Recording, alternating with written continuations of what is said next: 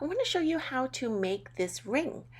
Start with a bead and decide on the size. You can use a ring sizer or something of the same diameter. Tape it down, that helps you. And now measure out the amount of wire you need. Go to the hole of the bead and then add 1/4 inch on both sides. And trim afterwards. You can make it a little bit bigger and use a marker to mark where the hole of the bead is.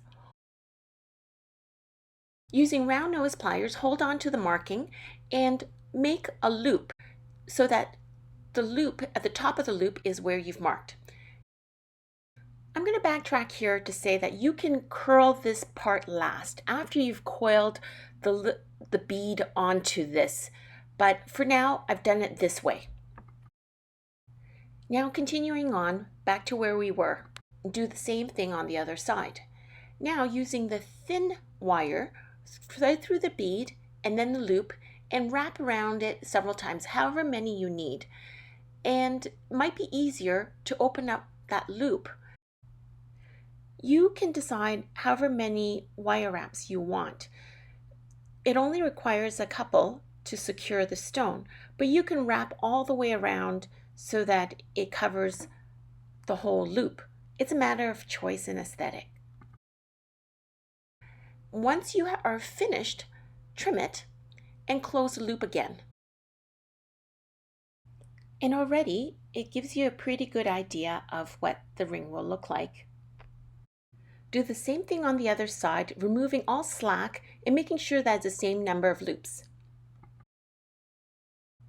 When you have a very long wire, it's a good idea to trim it short so that it's easy to manipulate, but make sure it's not too short, otherwise you won't have enough.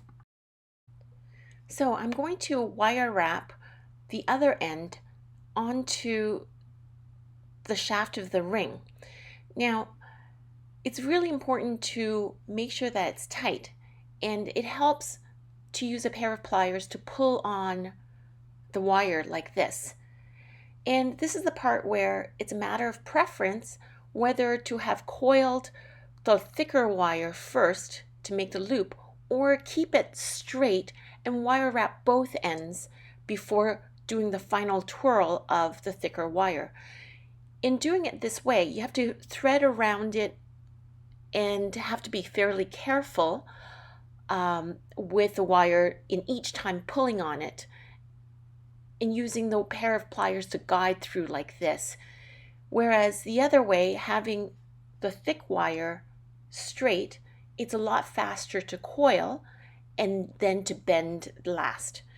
When I'm doing this, what you want to do is to make sure that the little coils of the finer wire are compact and there's no slack. And each time adjust as you go with a pair of pliers to make sure that it is tight.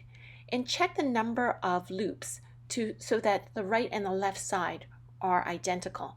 And when I'm happy with that, then I trim. And I make sure that it's tight like this. And I trim, push it into the round loop, and then close it.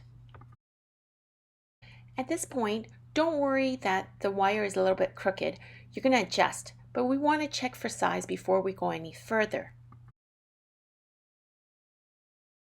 If it is the case that your ring is a little bit big, you can make it smaller by bending the wires in a little bit like this.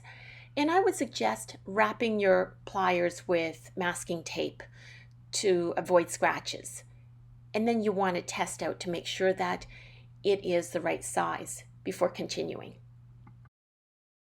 And when you are happy with the size, you can straighten out the wire by using nylon coated pliers like this and clamping it down from the side to straighten.